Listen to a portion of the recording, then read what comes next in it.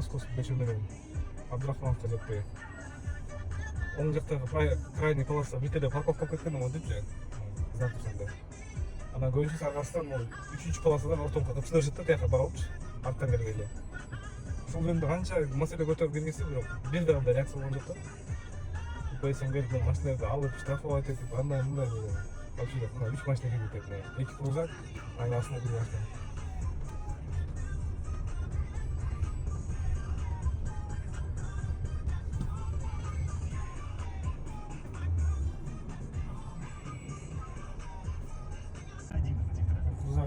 Көрдү?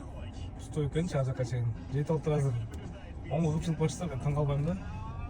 А бул артындагысы көргөн жок, ал поворачивать этип атканчы. Тиги солго бурулуп аткан. Аны байкап көрөбүз. Хотя тиги көрүп целенаправленно эле кетти да, азыр кайра кыпчылып баштайт светофордон. Мына монун баары ошондой болуп калат азыр. Айттым го, көрдүң? Ушундайды качан тыштайбыз? Мына